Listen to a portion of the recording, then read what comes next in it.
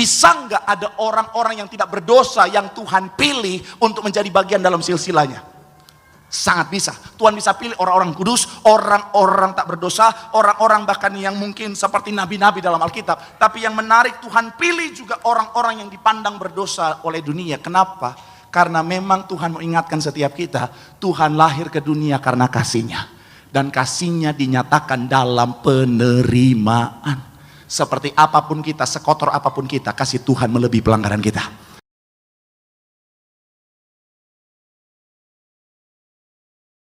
Sama-sama berikan tepuk tangan sorak-sorai bagi Allah yang luar biasa. Sekali lagi yang paling meriah buat Tuhan. Haleluya, haleluya, haleluya, haleluya, haleluya, haleluya. Terima kasih Tuhan, sungguh indah Tuhan. Kami merenungkan kasih-Mu yang luar biasa dalam kehidupan setiap kami. Kami boleh ada karena kasih Tuhan yang luar biasa. Kami boleh sampai di malam Natal tahun 2025 karena Tuhan baik dalam kehidupan kami. Dan kami percaya kasih Tuhan, kebaikan Tuhan akan selalu menjadi bagian kehidupan kami sampai selama-lamanya. Artinya di sepanjang hidup kami akan melihat hidup kami pasti diberkati Tuhan. Pekerjaan bisnis kami pasti diberkati Tuhan. Bahkan sampai anak cucu kami, keturunan kami, generasi kami, semuanya juga pasti diberkati Tuhan. Terima kasih Tuhan, terima kasih. Tiba saatnya dengan ucapan syukur, saatnya kami bawa hati kami terima kebenaran firman-Mu. Isi hati-Mu Bapa, berbicara bagi setiap kami, ajar didik bentuk setiap kami, arahkan setiap kami. Dan kami doa, kami bukan cuma duduk diam jadi pendengar saja, tapi kami boleh bangkit jadi pelaku-pelaku firman Tuhan. Sehingga rancangan yang sudah Tuhan sediakan, itu yang jadi bagian dalam kehidupan kami. Dan kami doa hamba-Mu diurapi, disucikan, dilayakkan, dimampukan Bapa. Kami percaya hamba-Mu dipercayakan menyampaikan isi hati-Mu. Isi hati-Mu yang disampaikan, semua yang hadir pasti diberkati dengan sempurna. Sekali lagi Tuhan, kami percaya dalam pengurapan Tuhan yang luar biasa. Hamba-Mu diubahkan jadi luar biasa untuk jadi berkat. Sekali lagi semua yang hadir diberkati sempurna. Dalam nama Tuhan Yesus, mari yang siap diberkati dengan sukacita, dengan iman, dengan bangga, sama-sama kita katakan amin. Tepuk tangan yang paling meriah buat Tuhan. Silakan duduk saudara. Terima kasih buat setiap rekan-rekan yang sudah melayani dengan luar biasa. Dan dari mimbar ini saya mau sampaikan salam damai sejahtera. Shalom. Sekali lagi shalom. Haleluya, dalam Tuhan ada sukacita. Amin. Dan di mana ada sukacita pasti ada senyuman di wajahnya. Sama-sama boleh berikan senyuman, jumpai kanan kiri depan belakangmu. Katakan mari bersukacita dalam Tuhan. Minimal 2-3 orang, kiri kanan depan belakangmu dengan senyuman. Haleluya. Walaupun THR belum cair, senyuman. Haleluya, haleluya, haleluya. Puji Tuhan, puji Tuhan. Senang bisa jumpa dengan saudara. Bilang sama kanan kirimu, mari bersukacita dalam Tuhan. Bilang sama yang ngomong senyumannya mana. Bilang sama yang ngomong itu baru anak Tuhan. Haleluya. Tetap aja ada yang mukanya cembetut aja. Haleluya. Saya mau bilang saudara, hari ini hari sukacita. Amin. Dan saya sangat bersukacita lihat semangat dan sukacita saudara. Walaupun saya lihat ada wajah-wajah Kristen napas gitu saudara. Kristen yang Natal dan Paskah doang gitu saudara. Jadi dia mengikuti alur pohon Natal. Pohon Natal keluar, dia juga keluar saudara. Nanti pohon Natal dibungkus, dia dibungkus juga saudara. Itu juga kayaknya ini saudara malam Natal doang dia datang, besok nggak datang lagi dia saudara. Oh cepat bertobat, tapi nggak apa-apa saudara. Setidaknya saudara hadir hari ini, saya melihat sekali lagi kesetiaan dalam Tuhan, semangat dalam Tuhan. Orang yang setia, semangat dalam Tuhan, janji Tuhan, hidupnya anak cucunya pasti diberkati Tuhan. Tepuk tangan sekali lagi yang paling meriah buat Tuhan. Sama-sama bilang sama saya, aku pasti diberkati Tuhan. Anak cucuku pasti diberkati Tuhan. Bilang kanan kirimu, kamu juga pasti diberkati Tuhan. Bilang sama yang ngomong, kamu luar biasa. Bilang sama yang ngomong, semangat. Tepuk tangan sekali lagi yang paling meriah buat Tuhan yang luar biasa. Haleluya. Yuk, yang bawa Alkitab kita mau angkat Alkitab kita. Alkitab juga boleh, Alkifon juga boleh. Yang nggak bawa Alkitab angkat tangan juga boleh. Sama-sama dengan iman percaya. Sama-sama kita katakan dalam nama Tuhan Yesus. Aku percaya Alkitab ini adalah firman Tuhan. Setiap kata kalimatnya sanggup memberkati aku. Dan hari ini aku pasti diubahkan. Aku pasti dipulihkan dalam nama Tuhan Yesus. Sama-sama kita katakan Amin. Kita buka Alkitab kita saudara, Yohanes 3 ayat 16. Satu ayat yang saya percaya ini Natal banget saudara. Yohanes 3 ayatnya yang ke-16. Haleluya, terpuji nama Tuhan. Yohanes pasal yang ketiga ayatnya yang ke-16. Yang sudah di sana boleh bilang, aku diberkati Tuhan. Haleluya. Saya percaya banyak yang hafal, nggak perlu buka, sudah tahu di luar kepala ini saudara. Sama-sama 3, ya. Karena begitu besar kasih Allah akan dunia ini, sehingga ia apa? Supaya melainkan, sekali lagi saudara 3, ya. Karena begitu besar kasih Allah akan dunia ini, sehingga ia telah mengaruniakan anaknya yang tunggal, supaya setiap orang yang percaya kepadanya tidak binasa, melainkan apa? Beroleh hidup yang kekal. Saya mau bilang saudara, bicara tentang Natal, yang paling utama esensinya adalah kasih. Sama-sama bilang sama saya, Natal adalah kasih. Sama-sama bilang sama saya, esensi Natal. Sama-sama bilang sama saya, adalah kasih. Amin. Jadi kalau bicara tentang Natal, maka yang paling esensi, yang paling utama adalah bicara tentang kasih Tuhan yang luar biasa. Karena kasih Tuhan yang luar biasa bagi setiap kita, makanya cerita Natal, momen Natal itu terjadi. Dia yang adalah Tuhan dalam segala kemuliaannya, mau turun jadi manusia untuk apa? Untuk menjawab doa-doa, untuk membawa keselamatan buat saudara dan saya. Karena kasihnya yang begitu luar biasa. Bahkan saya mau bilang saudara, semua hukum, semua peraturan dalam Alkitab, kalau dipres jadi satu hukum, namanya hukum kasih. Kata yang muncul kalau Alkitab ini dipres jadi satu kata, saya bisa pastikan namanya kasih. Nah, tapi begini saudara, ada banyak orang Kristen tahu tentang kasih, ada banyak orang Kristen tahu bahwa kekristenan esensinya kasih, fondasinya adalah kasih. Tapi seringkali ada banyak orang Kristen gak mengerti bagaimana cara Tuhan dalam menerapkan kasihnya. Sekali lagi saudara, ada banyak orang Kristen masih kurang mengerti bagaimana cara Tuhan dalam menerapkan kasih. Sehingga apa? Ketika kasih Tuhan itu diterapkan dengan cara yang dia tidak pahami, ada banyak orang Kristen akhirnya negative thinking sama Tuhan, merespon salah. Dan yang bahayanya kalau respon kita salah, akhirnya apa saudara? Hasilnya bisa berbeda. Pemahaman yang salah, responnya salah, hasilnya bisa berbeda. Makanya hari ini saya akan ajak saudara untuk sama-sama kita membahas satu tema. Napas dulu. Haleluya. Udah sesi ketiga ini saudara, haleluya. Wes ngantuk saudara. Yaitu satu tema, yaitu bicara tentang memahami kasih Tuhan. Sama-sama bilang sama saya, memahami. Sama-sama bilang sama saya, tentang kasih Tuhan.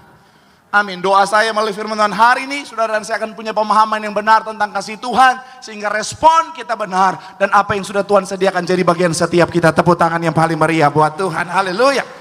So, bagaimana kita harus pahami saudara, sekali lagi bagaimana cara Tuhan menyatakan kasihnya yang sempurna. Yang pertama adalah kasih Tuhan dinyatakan melalui penerimaan. Sama-sama bilang sama saya, kasih Tuhan. Sama-sama bilang sama saya, dinyatakan. Sama-sama bilang sama saya, melalui penerimaan. Amin. Masih dalam ayat yang ketiga, ayat 16 tadi saudara. Yohanes 3 ayat 16. Sama-sama kita baca ayatnya yang ke-16. Dikatakan apa? Sama-sama sekali lagi. 3, ya. Karena begitu besar kasih Allah akan dunia ini, sehingga ia telah mengaruniakan anak yang tunggal, supaya setiap orang yang percaya kepadanya tidak binasa, melainkan beroleh hidup yang kekal. Dianugerahkan kepada manusia yang berdosa. Bahkan kasih Tuhan sudah bicara tentang Tuhan nyatakan ketika kita masih berdosa. Kalau saudara baca Matius 1, Matius 1 itu saudara bicara tentang silsilah Tuhan Yesus. Dan yang menarik dalam silsilah Tuhan Yesus itu saudara, ada dicatat 4 tokoh wanita. Dan kalau saudara bilang, Pak, tapi kan memang wajar, itu bagian dari kisah atau silsilah Tuhan Yesus. Ya, kalau kita tidak memahami Biblika. Tapi kalau kita memahami Biblika, cara atau bicara tentang hukum Yahudi yang berlaku pada saat itu, yang ditulis itu biasanya adalah dari sisi ayahnya saja saudara. Jadi dari sisi ibu biasanya tidak ditulis. Sama kayak kita, ketika kita punya anak, biasanya marga yang dipakai adalah marga ayah. Contoh saya kemarin ke Tebing Tinggi, sekarang marga saya Simangunsong.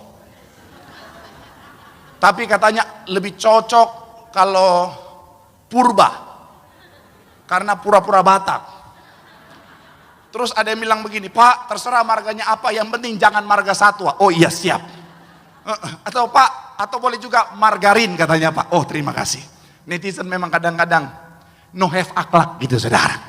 Tapi balik lagi saudara, biasanya yang ditulis adalah dari sisi ayah saja. Tapi yang menarik dalam silsilah Tuhan Yesus dalam Matius 1, yang dimasukkan juga adalah ada 4 tokoh wanita. Dan yang gak kalah menarik, mereka semuanya adalah orang-orang berdosa. Kalau saudara perhatikan, ada Tamar di sana. Saudara bisa cek, saudara, begitu berdosanya Tamar, saudara. Rahab juga wanita yang berdosa. Ruth wanita yang berdosa. Bahkan Betsheba kita tahu bersama apa yang dilakukan bersama dengan Daud. Tapi yang menarik semuanya ditulis, dimasukkan dalam silsilah Tuhan Yesus. Pertanyaan saya, bisa nggak ada orang-orang yang tidak berdosa yang Tuhan pilih untuk menjadi bagian dalam silsilahnya? Sangat bisa. Tuhan bisa pilih orang-orang kudus, orang-orang tak berdosa, orang-orang bahkan yang mungkin seperti nabi-nabi dalam Alkitab. Tapi yang menarik, Tuhan pilih juga orang-orang yang dipandang berdosa oleh dunia. Kenapa? Karena memang Tuhan mengingatkan setiap kita, Tuhan lahir ke dunia karena kasih-Nya. Dan kasih-Nya dinyatakan dalam penerimaan. Seperti apapun kita, sekotor apapun kita, kasih Tuhan melebihi pelanggaran kita. Tepuk tangan dulu yang paling meriah buat Tuhan. Kemarin saudara, saat saya isi bersama dengan Pak Pendeta Elfris juga di sini, sempat saya spill sedikit saudara bahwa apa? Kasih Tuhan begitu besar. Ingat Natal, ingat kasih Tuhan yang besar. Saya mau bilang saudara, ini saudara bilang sama saya, Pak, tapi saya berdosa Pak, saya udah gak layak Pak, saya udah lakukan hal-hal yang gak berkenan di hadapan Tuhan. Di malam Natal ini saya mengingatkan firman Tuhan, kasih Tuhan melebihi segala dosamu. Sekalipun kau begitu kotor di mata manusia, kau tetap berharga di mata Tuhan, katakan amin. Sekalipun kau mungkin gak layak di mata manusia, di mata Bapamu yang di sorga yang mengasihimu, kau tetap biji matanya kesayangannya, katakan amin. Tepuk tangan dulu yang paling meriah buat Tuhan. Ini yang harus kita pahami. Karena ada banyak anak Tuhan zaman sekarang takut datang sama Tuhan. Karena dia pikir dia berdosa, dia nggak layak. Saya mau bilang saudara, justru semakin kita berdosa, semakin kita butuh Tuhan dalam hidup kita. Kasih Tuhan nggak berubah. Sama seperti ayah, ibu kepada anak-anak saudara. Kemarin saya sempat cerita, iPad saya dijatuhkan sama anak saya. Saya cerita kemarin saudara, buat saya iPad itu bukan barang murah. Buat sultan-sultan Kelapa Gading, Warakas dan sekitarnya, saya tahu itu murah. Mungkin saya bilang, Pak, apa? iPad mahal? Oh my God, very cheap for us. Buat saya ini mahal. Nah, jadi ketika anak saya mau pelayanan tengah minggu, dia bawa iPad saya, terus anak sekecil itu bawa iPad sebesar ini jatuh, duar. Saya lihat iPadnya, layarnya sudah terbelah. Saya sampai curiga anak saya, jangan-jangan dia Musa. Musa membelah lautan, anak saya membelah iPad saudara. Dan saya bawa ke tempat servis. Saya adalah pendeta yang selalu punya pengharapan saudara. Jadi saya adalah pendeta yang selalu punya pengharapan. Tapi ketika lihat muka dari tukang servis, dia bilang, aduh Pak, kalau menurut saya Pak nggak usah Pak, beli baruan saja Pak. Udah gak punya harapan saudara. Sudahlah, saya udah gak berharap lagi. Tapi apakah cinta saya kepada anak saya berubah? Tidak, kasih saya tetap besar. Tetap saya datang sama dia, saya gak bilang, hei Nana, enyah dari hadapanku, enggak ada. Enggak. Tetap saya bilang, Nana sini, tetap begitu. Paling update tadi siang. Saya pagi ada pelayanan ketemu orang dulu saudara. Kemudian ada waktu 1 jam saya pulang rumah tidur setengah jam supaya saya pelayanan siang jam 2 jalan ke SCBD. Saya tidur, saya cari tempat yang nyaman, salah satunya kamar dia saudara. Waktu itu dia lagi di bawah, saya masuk ke kamar dia, saya tiduran. Ada matras begitu saudara, saya tiduran. Dan akhirnya apa? Setengah jam saya kebangun. Kenapa? Karena kakinya di bibir saya. Kok saudara ketawa? Saudara senang pendeta saudara diinjak-injak. Saya kebangun kakinya, pak. Oh Tuhan Yesus. Itu oh Tuhan, di sini mengalir darah Manado ini saudara. Iya. Tapi apakah langsung saya marah, saya berubah? Tidak. Enggak ada. Kasih saya tetap besar buat dia. Saya mau bilang saudara, begitupun Tuhan dalam hidup kita. Bapa di dunia saja yang masih banyak kekurangan tahu bagaimana mengasihi anaknya, apalagi Bapa di sorga. Makanya digambarkan dengan apa? Kasih Bapa itu digambarkan perumpamaan anak bungsu. Si anak sudah bikin dosa segala macam. Apalagi dia sudah, mohon maaf saudara, sudah menyakiti hati bapaknya, kemudian dia sudah dalam level di mana sudah nggak punya apa-apa, dia kerja di kandang babi. Secara tradisi, sekali lagi, dalam tradisi Yahudi, dalam hukum Yahudi, babi adalah haram. Yang kerja di tempat itu saudara sudah dipandang haram. Dan saudara ingat dia udah makan makanan babi. Ingat, makan makanan babi bukan makan babi, beda. Beda ya. Kalau makan babi itu enak saudara. Saya kemarin ke tebing tinggi, saya makan BPK Tesalonika, haleluya. Baru nama udah Alkitabiah saudara. Gigitan pertama langit terbuka saudara. Gigitan kedua ada back sound. Haleluya, haleluya. Waduh. Makanya kita doa, pas pengangkatan itu binatang imut-imut ikut naik ke sorga. Kita bikin BPK, saksang, babirita di sorga, haleluya. Tapi balik lagi saudara. Saya mau bilang saudara, kasih saya tidak berubah buat anak saya. Saya tetap mengasihi dia, begitupun Tuhan dalam hidup kita.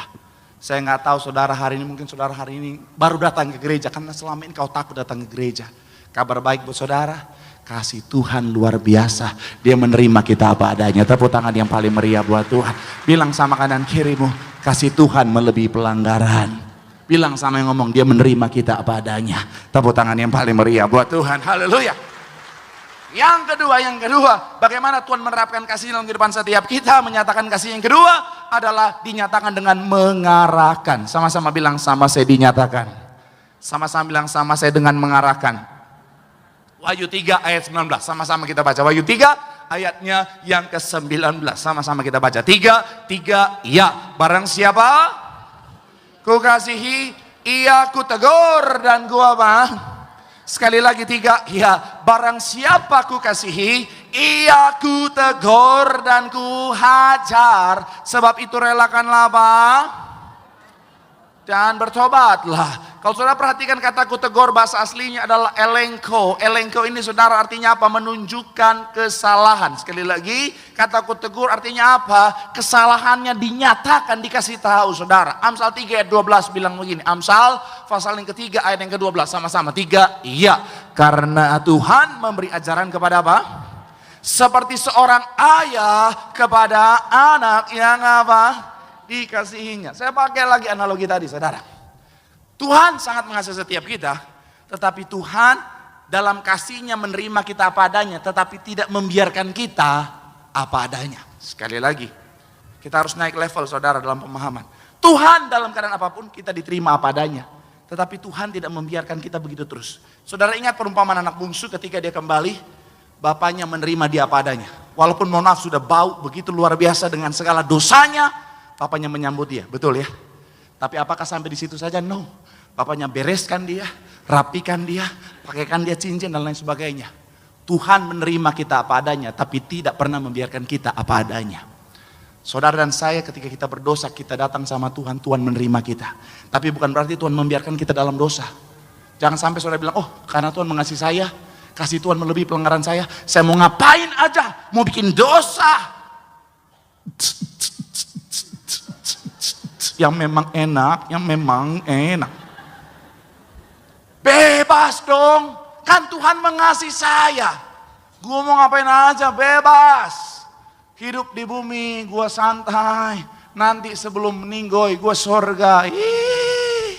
Ada orang kayak gitu, salah pemahaman. Dia pikir karena kasih Tuhan luar biasa, dia bisa bikin apapun tetap akan sorga. Sampai pas Natal, malaikat lihat dia, respect. Karena nyembahnya tuh luar biasa. Pas dia nyembah memang, ku berikan hatiku dan jiwa. Oh air mata sampai ingus campur jadi satu. Semuanya, malaikat dari pojok, respect. Ya. Tapi pas udah malam tahun baru, waduh, langsung cari klub malam paling tren di Warakas. Ku bayang bila engkau, sampai iblis yang dari pojok dia, oh tor monitor ketua.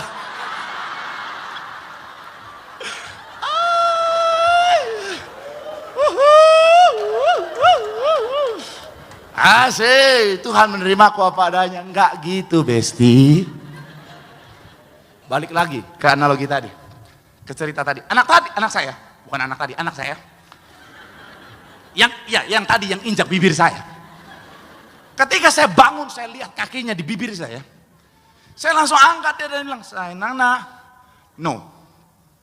Nana, no. Nana, no. Itu nggak baik. Jadi kaki nggak boleh ke kepala, apalagi ke bibir. Ke bibir papi lagi. Ke bibir mami boleh. Enggak. Itu suami kepahitan. Enggak. Saya bilang, enggak boleh. No. Ya. Iya. Enggak, karena saya mengasihi dia, kaki udah di bibir, saya bilang, "Nana, lagi." Enggak boleh. Begitupun Tuhan dalam hidup kita. Makanya kadang-kadang dalam kasihnya Tuhan seringkali menegur, menyatakan kesalahan, kemudian menghajar. Kataku hajar mendidik dengan punishment. Saya mau bilang saudara, tim saya coba deh, sini deh, ayo. Yang slim fit aja, ayo. Misalnya begini saudara, misalnya dia lagi dalam perjalanan kehidupannya, sini aja deh, ya. Anggap aja ini jurang kehidupan ya. Misalnya dia lagi jalan dari sini aja, dari sini ya, lagi jalan, kemudian sudah dalam perjalanan, Tuhan sudah ingatkan, ya pelan-pelan. Awas, belok kanan, ada jurang di situ. Nah, tapi kan manusia kan keras kepala, pelan-pelan. Nah, manusia kan kadang keras kepala, begitu ya. Tuhan udah kasih tahu jangan. Tuhan udah pakai hamba Tuhan untuk bilang jangan. Apalagi yang jatuh cinta. Tahan dulu. Ada tipe manusia yang sukar dibilangin. Yang pertama orang emosi, lagi emosi. Yang kedua orang lagi jatuh cinta. Udah tahu itu buaya darat. Iya, wanita-wanita begitu. Tetap aja Tuhan dia bilang, jangan. Gelap dan terang tidak boleh bersatu. Tidak Tuhan. Ini ganteng banget Tuhan. Aku mau memperbaiki keturunan. Mancung banget. Ini mancung banget Pak Pendeta. Dia kalau masuk mall, dia masih di parkiran, hidung udah di lobi. Oh Tuhan, mancung. Hidung macam apa itu? Akhirnya Tuhan udah bilang jangan, dia maju terus. Nah, Tuhan menegur jangan. Tapi kalau nggak didengerin, kadang-kadang Tuhan apa? Menghajar. Jemaat senang kau dianiaya. Ayo sekali lagi ya. Iya, kadang-kadang gitu kan. Kadang-kadang kita udah ditegur sama Tuhan, kadang-kadang Tuhan hajar dengan caranya Tuhan. Gak apa-apa, BPJS-nya udah aktif. Jadi Tuhan hajar. Kenapa? Karena Tuhan tidak mau saudara dan saya jatuh pada jurang kebinasaan. Nangkap maksud saya? Nah, kalau kita udah punya pemahaman yang benar, ketika kita lagi dihajar sama Tuhan, kita evaluasi diri, introspeksi diri, bukan malah menyalahkan Tuhan. Ada banyak orang Kristen, ketika di dalam proses dihajar sama Tuhan, bukannya evaluasi, gue salah apa ya? Malah langsung bilang apa Tuhan, katanya Tuhan yang mengasihi, kenapa Tuhan izinkan begini, kenapa Tuhan pakai begini, kenapa Tuhan hajar begini, saya mau bilang saudara, kasih Tuhan tidak pernah berubah dalam hidup kita. Evaluasi, kalau Tuhan izinkan proses, kalau Tuhan sementara menghajar kita, artinya apa? Responi dengan kalimat terakhir, kata terakhir dalam ayat itu dikatakan apa? Coba kita lihat sekali lagi saudara, ayatnya yang ke-19 tadi saudara, dikatakan apa? Ayat 19 dikatakan apa? Barang siapa ku kasihi, Tuhan tegur, Tuhan hajar. Kalau udah evaluasi salah, sebab itu apa? Relakanlah hatimu dan bertobatlah. Bilang sama kanan kirimu, bertobat. Bilang sama yang ngomong, lu juga jangan ngomong doang. Tepuk tangan yang paling meriah buat Tuhan. Sama-sama bilang sama saya, Tuhan Yesus mengasihi saya. Bilang kanan kiri mau mengasihi kamu juga. Tepuk tangan yang paling meriah buat Tuhan. Haleluya. Yang terakhir imam musik. Saudara saya undang maju ke depan. Yang ketiga, bagaimana cara Tuhan mengaplikasikan kasihnya adalah dengan penyertaannya. Sama-sama bilang sama saya, melalui penyertaannya. Sama-sama bilang sama saya, penyertaannya. Amin. Ayat terakhir 13 ayat 5. 13 ayatnya yang ke-5. Sama-sama kita baca saudara. 3, iya. Janganlah Cukupkanlah dirimu dengan apa yang ada padamu, karena Allah telah berfirman, aku sekali-kali tidak akan membiarkan engkau, dan aku sekali-kali tidak akan meninggalkan engkau. Kesetiaan manusia seringkali berubah-ubah. Kesetiaan seringkali manusia itu, saudara, kalau ada maunya aja. Manusia kadang-kadang dekat sama kita, itu kalau ada kepentingan, kalau ada kebutuhan. Ketika udah gak butuh, belum tentu lagi bisa tetap setia, betul ya? Gak usah pertemanan. Tapi kita harus mulai dari pertemanan. Ya kan? Kadang-kadang dalam pertemanan kita kan gitu ya. Orang kalau butuh sama kita, tiap hari ditelepon. Brother! What's up, brother? Lu lagi ngapain? Enggak, gue nggak tahu kenapa, gue pengen tahu kabar lu aja. Kayak berapa kali tuh temen saya telepon saya udah lama banget. Gue lihat udah keren banget ya. Ngobrol, apa kabar, sehat? Keluarga sehat? Ujung-ujungnya pinjam duit dong. Atau enggak, bro, apa kabar? Udah panjang ngobrol, saya pikir kangen beneran, ternyata bro, ada MLM bagus, hanya dengan 2,6 juta. Kamu bisa beli Pajero, Fortuner. Lu naik apa sekarang? Mio Getter. Manusia itu kadang-kadang setia kalau ada maunya. Gak usah jauh-jauh, rumah tangga aja. Mohon maaf ya, ada istri-istri zaman sekarang, bukan yang di sini, yang di center sana. Setia ke suami cuma kalau ada transferan lancar, saudara. Ada uang abang sayang, nggak ada uang abang ku tendang. Kalau transferan lancar, waduh suami pulang. Beda dengan kalau misalnya transferan sulit. Kalau transferan belum datang, dari mana kau? Jam segini kau baru pulang. Ku retakkan ginjal kau. Coba kalau transferan baru masuk, dari jauh suaminya dia langsung, Kang Mas, berubah jadi orang Jawa. Padahal namanya Lamtiur.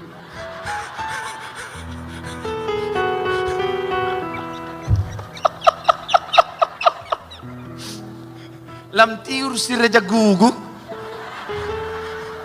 berubah jadi Ayu Ningsih. Kang Mas, kulunun, air panas sudah kusiapkan. Jangan hihi aja bu, ketawa, bertobat bu, bertobat. Manusia seringkali ada kepentingan baru setia, tapi berbeda dengan Tuhan.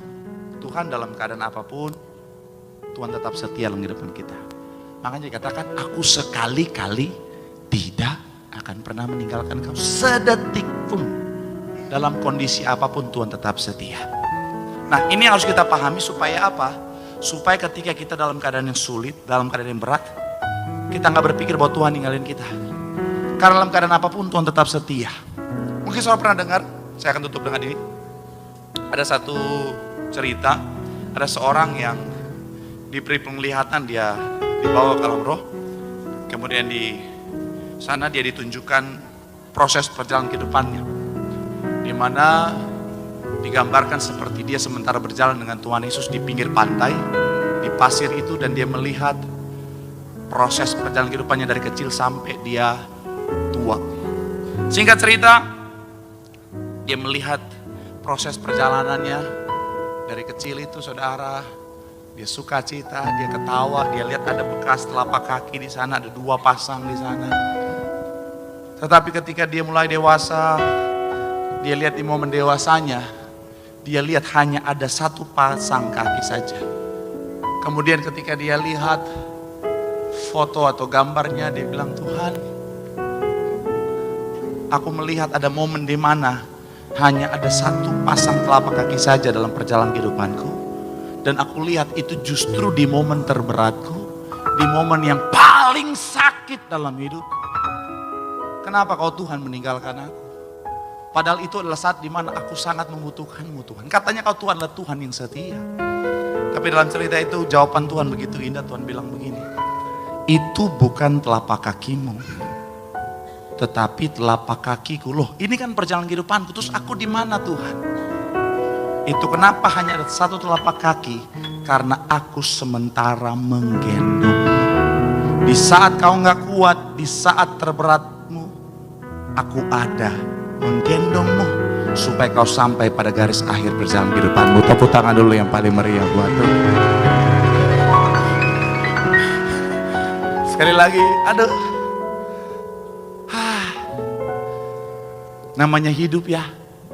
Kadang-kadang kayaknya berat banget ya. Kadang-kadang kayaknya Tuhan sakit banget ya Tuhan ya. Kayaknya aduh. Kayaknya gak kuat gitu saudara.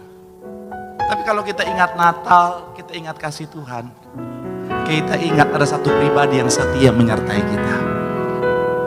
Dan sekalipun secara manusia kita gak mampu, sekalipun secara manusia kita nggak kuat, tapi kalau yang menyertai kita Tuhan, nggak ada masalah yang melebihi kehebatan Tuhan kita. Nggak ada beban yang melebihi besarnya Tuhan kita.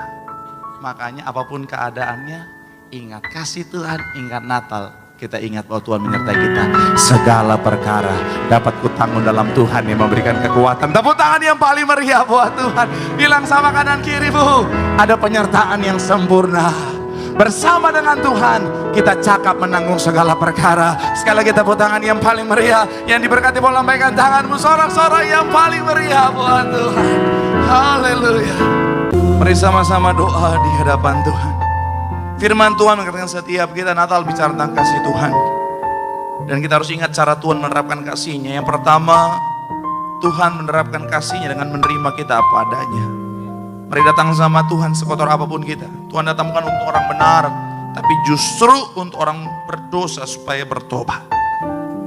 Yang kedua, kasih Tuhan dinyatakan dengan mengarahkan.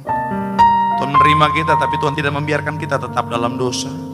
Makanya dia mengarahkan setiap kita untuk kembali kepada jalan kehidupan yang Tuhan sudah sediakan. Untuk kembali kepada rancangan berkat yang sudah Tuhan sediakan.